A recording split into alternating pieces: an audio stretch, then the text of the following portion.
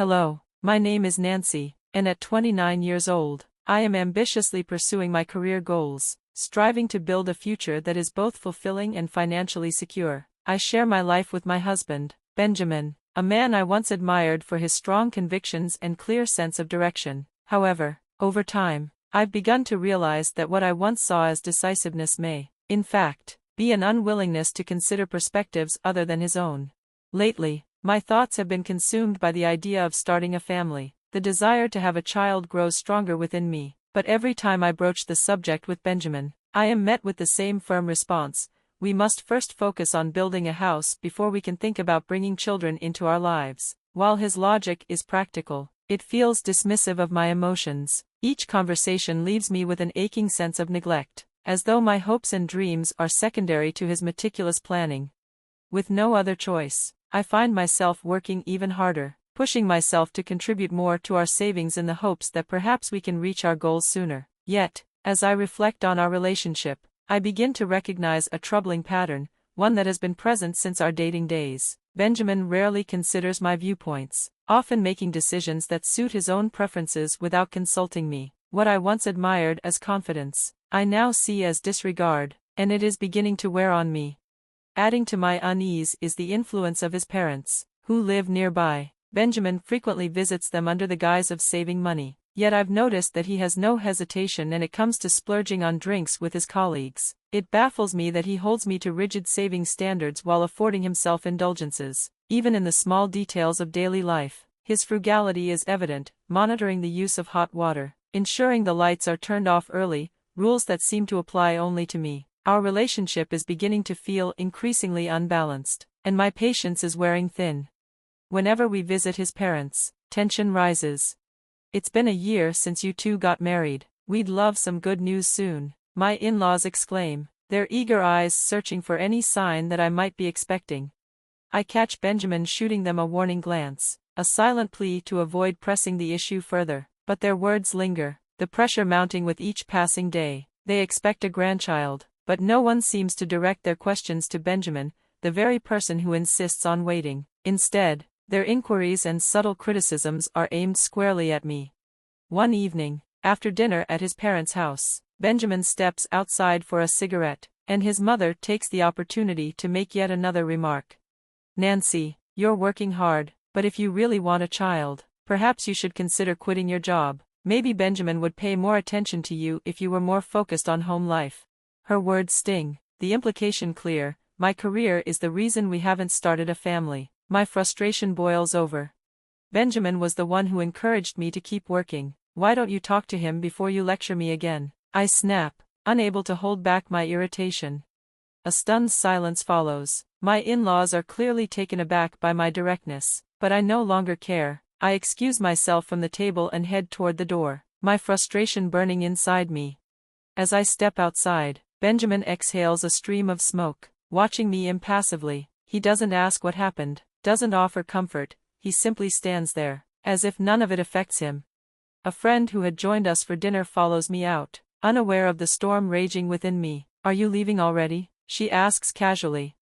Exhausted by the relentless pressure, I finally make a decision. I won't be visiting my in-laws' home anymore, I declare, my voice firm.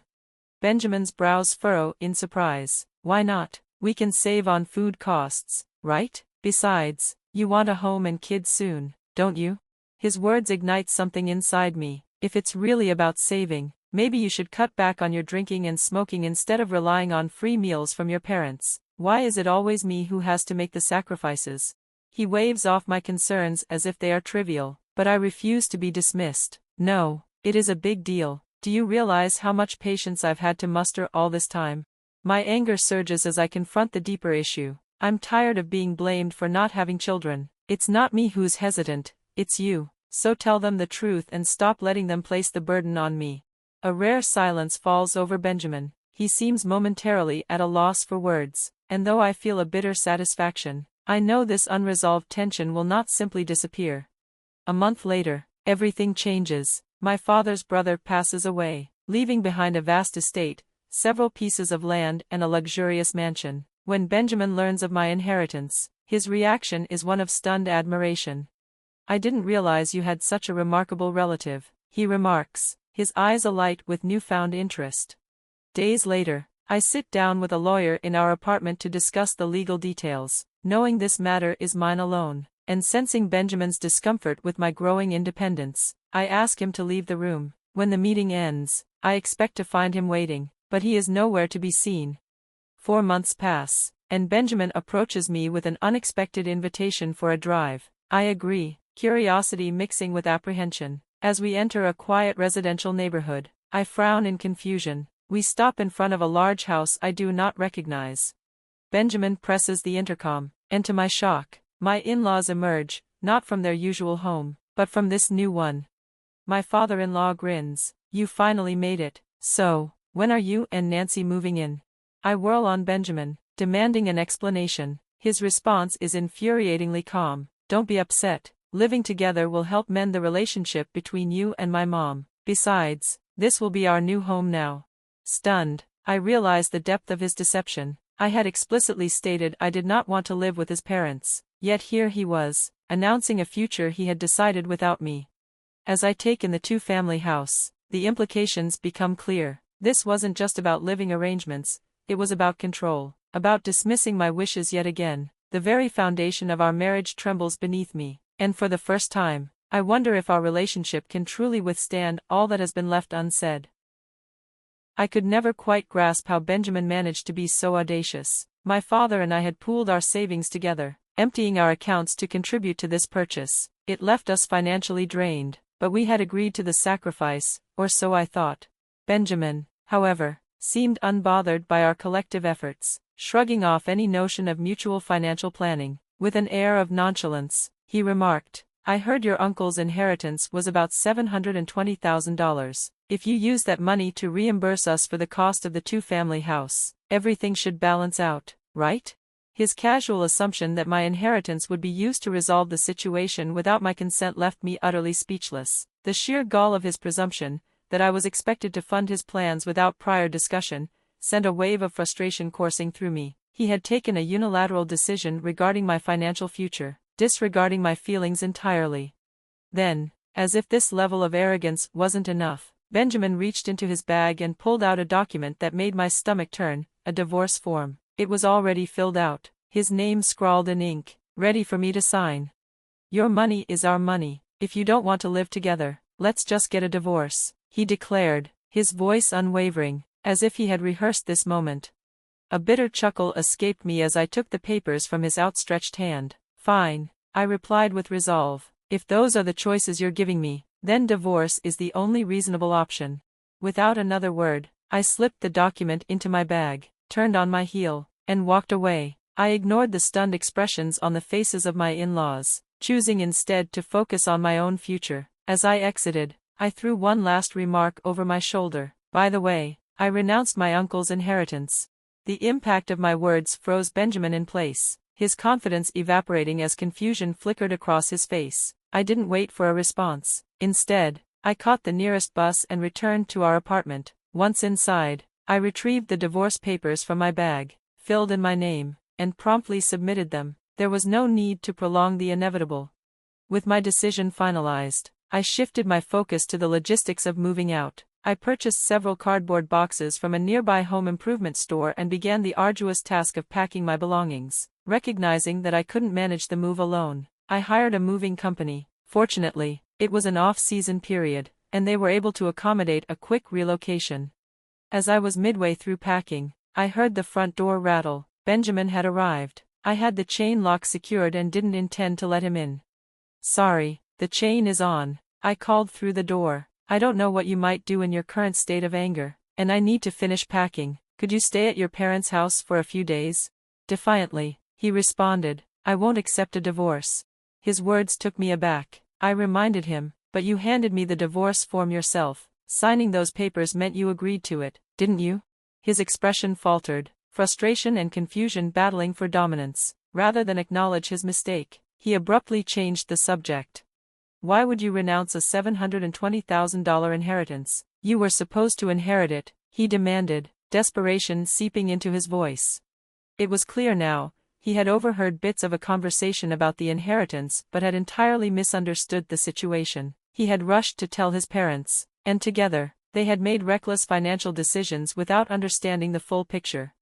The inheritance was my decision to handle, and I renounced it to avoid exactly this kind of mess. I explained, my uncle's estate was complicated. While he had $720,000, it was tied up in assets with overwhelming costs. His mansion needed demolition, the land required extensive upkeep, and he had substantial debts. His immediate family, his wife, children, and grandchildren, all chose to renounce their claims, leaving me as the last potential inheritor. After reviewing everything with a lawyer, I realized it would be more of a burden than a benefit, so I renounced it as well.